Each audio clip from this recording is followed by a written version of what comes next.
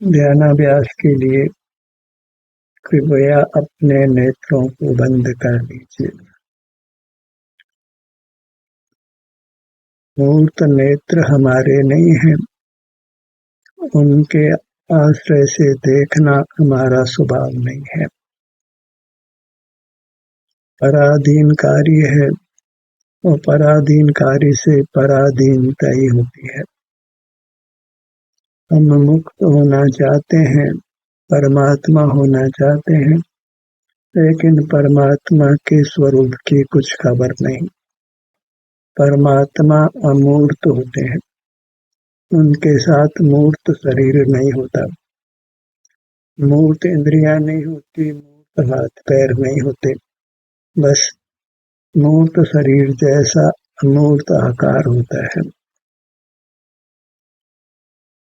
वे कुछ भी बाह्य प्रवृत्ति नहीं कर सकते हैं, उनको स्वभाव व्यक्त हुआ है, स्वभाव सुख है तो उनको सुख का अनुभव होता है। इस अवस्था को वे कैसे प्राप्त हुए? उन्होंने अपने आप को अमूर्त स्वीकार किया और जो कार्य अमूर्त कर सकता था वही कार्य उन्होंने किया। अमूर्त जीव केवल अपने सुख का अनुभव कर सकता है। जहाँ आंखें नहीं है वहाँ मूर्त पदार्थों को नहीं देख सकते हैं, कान नहीं है तो सुन नहीं सकते हैं, नासिका नहीं है तो सूंघ नहीं सकते हैं, रसना इंद्रिय नहीं है तो चख नहीं सकते हैं, स्पर्श इंद्रिय नहीं है तो स्पर्श नहीं कर सकते, मन नहीं है तो विचार नहीं कर सकते, मस्तिष्क नहीं है तो कुछ स्मरण नहीं कर सकते, हाथ पैर मूर्त नहीं है तो कुछ भी काम नहीं कर सकते। और हम सब तो यही तो करते आए हैं। मूर्त के कंधे पर हम बंदूक चलाते हैं, अपने सामर्थ्य से जो कर सकते हैं वो नहीं करते, पर की सामर्थ्य से हम जीते हैं तो परतंत्रता बनी रहती है। मुक्त होना है तो अमूर्त जैसे जीना होगा। अमूर्त जीव केवल अपने सुख का अनुभव कर सकता है, अपने से युक्त रहता हुआ सुख का अनुभव करता है। यही कार्य ऐसा है जो बिना मूर्त की सहाय के हम कर सकते हैं। इसी कार्य को करके हम अमूर्त हो सकते हैं। धर्म का इतना ही स्वरूप है कि हम बाहर का जानना देखना बंद करें, बाहर की सारी प्रवृत्ति बंद करें और केवल अंतर्दृष्टि कर अपने सुख की अवस्था का अनुभव करें। और धर्म के रूप में ये बिल्कुल प्रसिद्ध नहीं है। जो धर्म का वेश लिया है जिन्होंने, वे धर्म का इस प्रकार उपदेश भी नहीं देते हैं। तो सामान्य जन धर्म के स्वरूप से अपरिचित ही रहता है। इंद्रिय ज्ञान का निरोध नहीं करता है, विचार करना बंद नहीं करता है, बोलना बंद नहीं करता है, हिलना डुलना काय चेष्टा करना बंद नहीं करता है, अपना अनुभव नहीं करता है और सुखी होना चाहता है। काम पराधीनता के करता है और स्वाधीन होना चाहता है। पराधीनता से स्वप्न में भी सुख नहीं हो सकता है। जो इंद्रियों से ज्ञान करता है, मन से विचार करता है, बोलता है, हाथ पैरों से काम करता है, चलता है और कितनी प्रवृत्तियां करता है, ये सब पराधीन कार्य है। इनसे जीव कभी स्वप्न में भी सुखी नहीं हो सकता।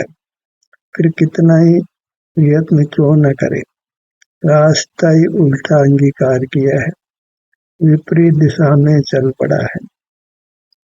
और मुक्त होना है, अमूर्त होना है तो अमूर्त जैसा होकर रहना है। व्यापार करना होता है तो फिर व्यापार ही करते हैं, सर्विस करना हो तो सर्विस करते हैं। अमूर्त होना है तो अमूर्त जैसी प्रवृत्ति करते हैं। तो अमूर्त होते हैं। परमात्मा होना है तो परमात्मा जैसी प्रवृत्ति करना होगी। तो परमात्मा कुछ भी इंद्रिय व्यापार नहीं करते, उनके पास इंद्रियां ही नहीं है। वचन बल ही नहीं है क्योंकि मूर्त शरीर नहीं है। काय बल नहीं है क्योंकि मूर्त शरीर नहीं है।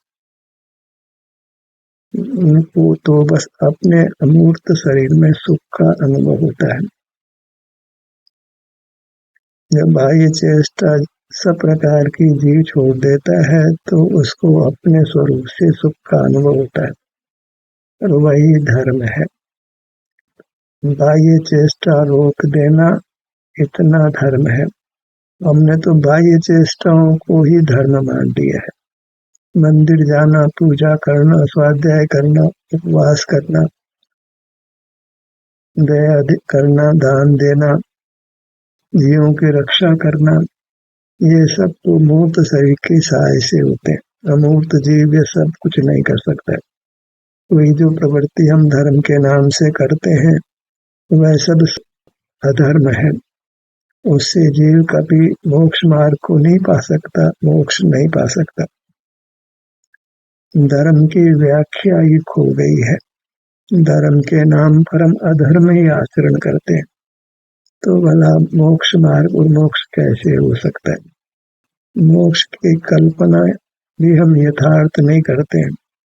परमात्मा को भी मूर्त रूप से हमने मंदिर में स्थापित किया है।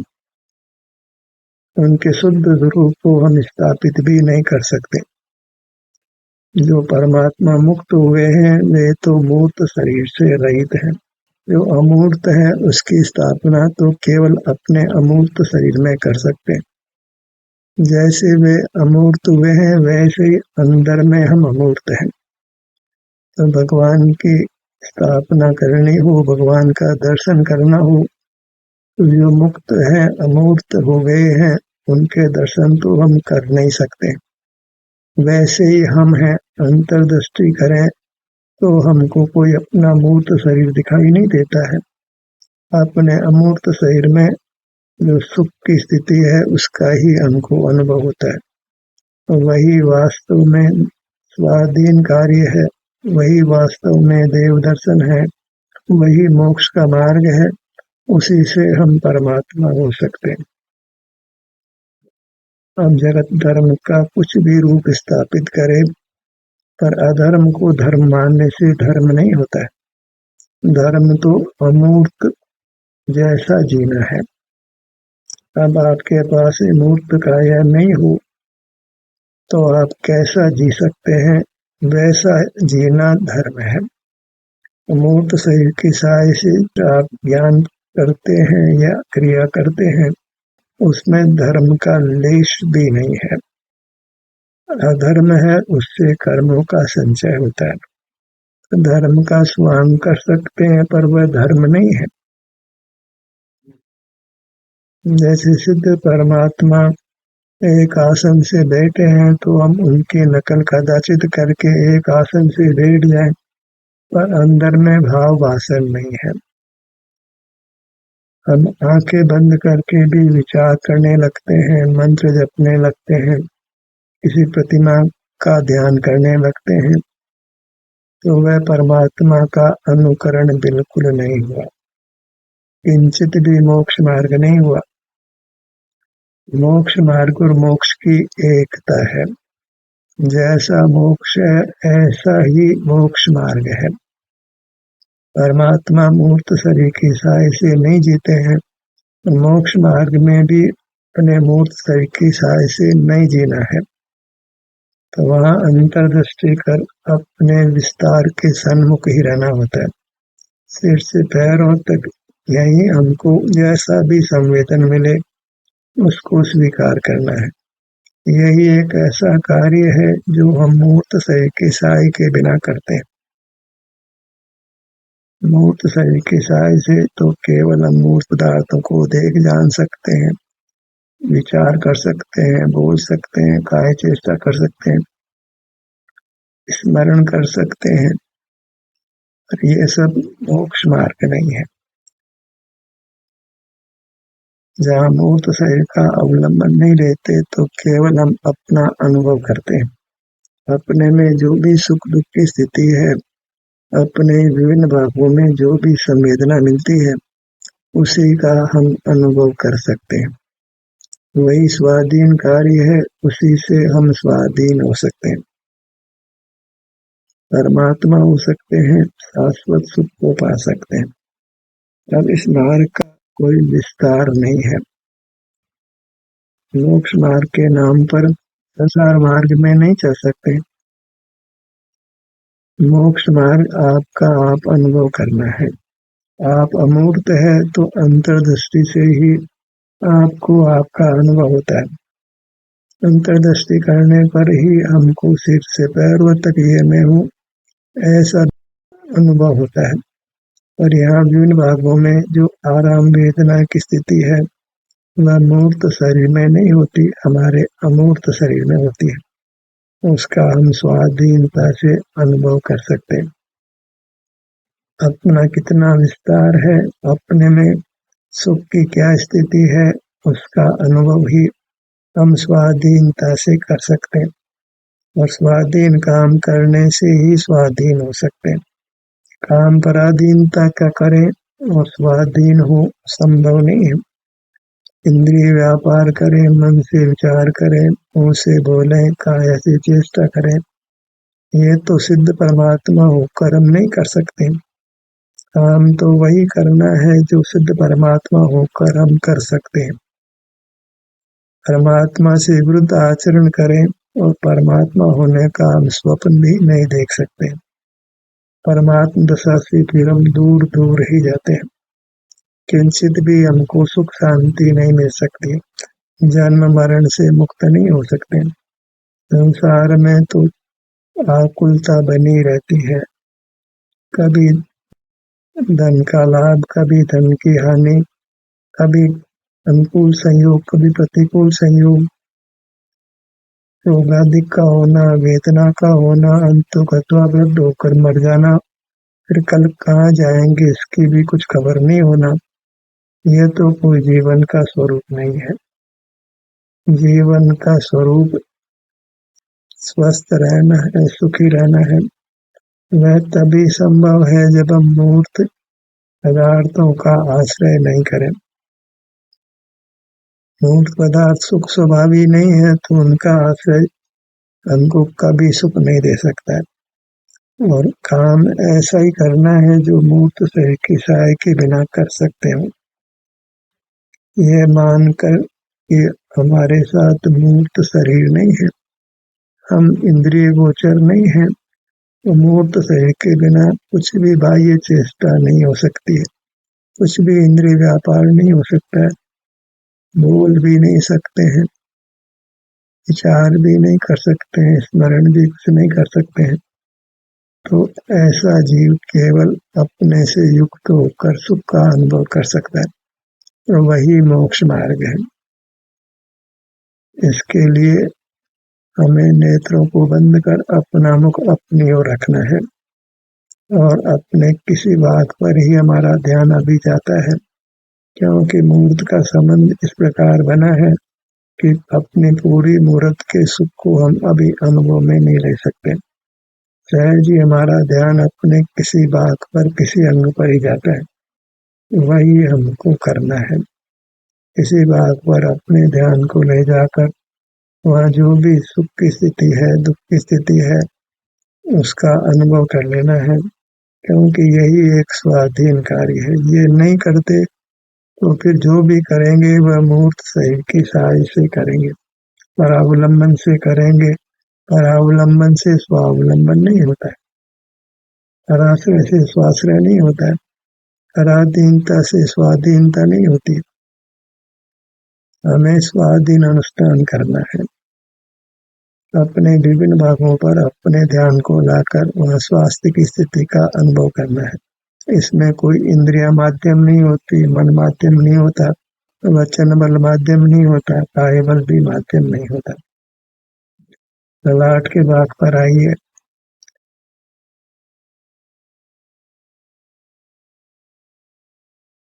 धर्म का उपदेश अत्यंत संक्षिप्त है। ये अलग बात है कि वह संक्षिप्त मार्ग प्राय लुप्त सा हो गया है। धर्म के नाम पर मूर्त सही के साय से प्रवृत्तियां ही करते हैं, पराधीन चेष्टा ही करते हैं, तो उससे हमको स्वाधीन मोक्ष मार्ग मिलता नहीं है। भूमध्य पर आइए।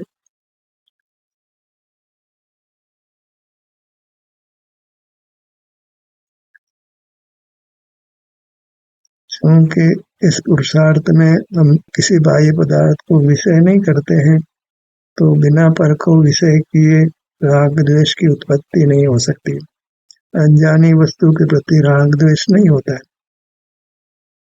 हमें बाह्य जगत को अनजाना कर देना है, तो फिर आप ही होते हो और आप सुख स्वभावी होने से हमको सुख का अनुभव होता है।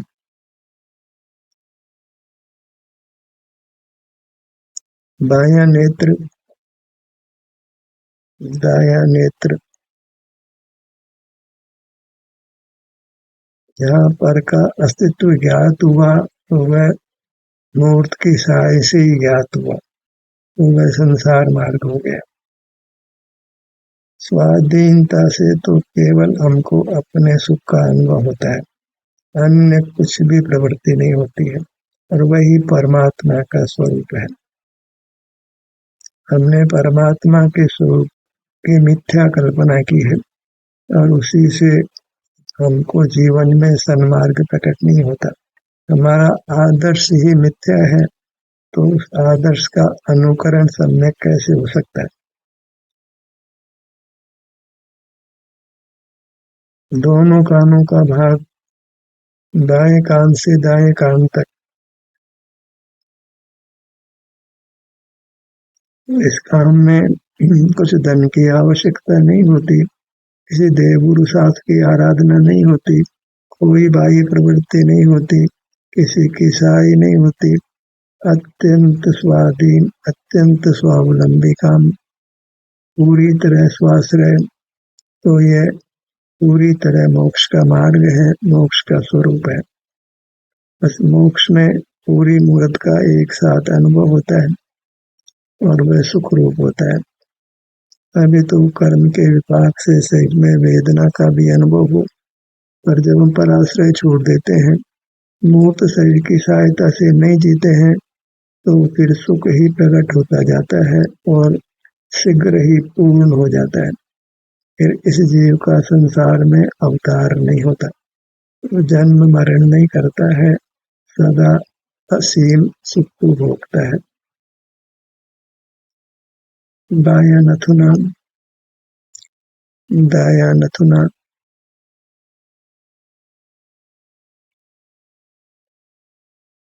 मुख के भाग पर आइए। ऊपर का होठ, निचला होठ,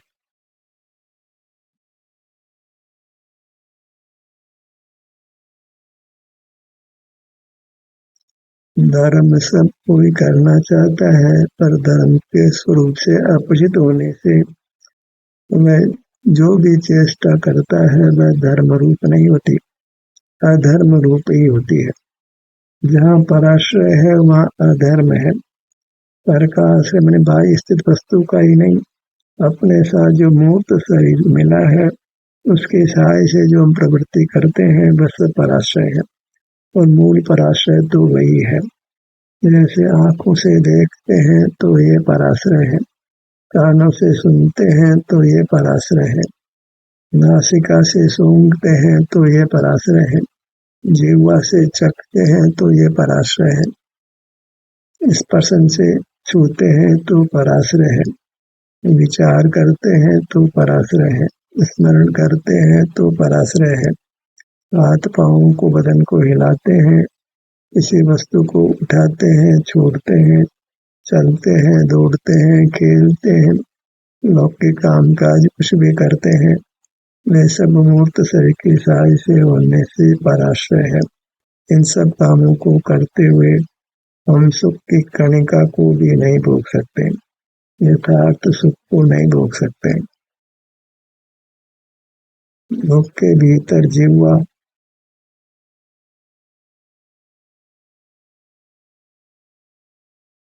आलू, कंठ, बुद्धि, पूरा मुखमंडल।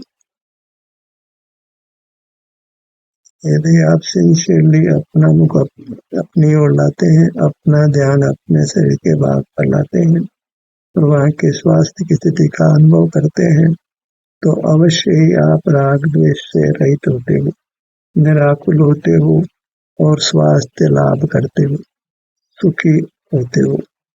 तो यही कार्य धर्म है और यही कार्य करने योग्य है। सीने के भाग पर आइए।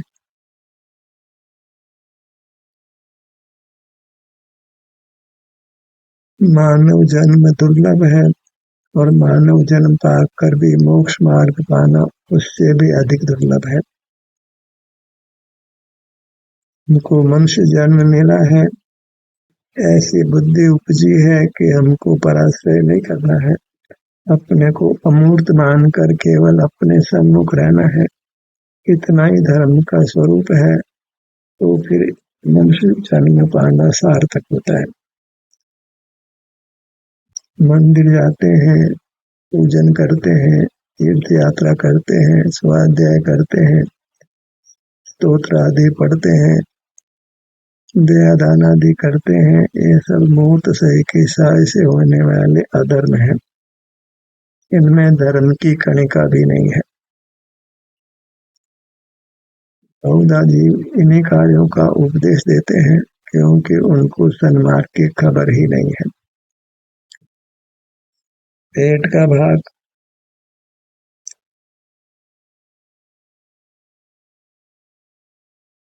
पीठ के भाग पर आइए। शारीरिक सुख दुख का अनुभव बिना किसी पर की सहाय के होता है। सिर में दर्द हुआ, उसका अनुभव हो जाता है, दर्द मिट गया, उसका अनुभव हो जाता है। ये स्वानुभव से होने वाला कार्य है। अपने को अपने स्वास्थ्य की स्थिति हम अनुभव करें या अनुभव हो जाए तो वह मोक्ष मार्ग होता है। वैमुक्ता में मूर्त शरीर के सहाय होने से उसमें किंचित भी मोक्ष मार्ग नहीं होता।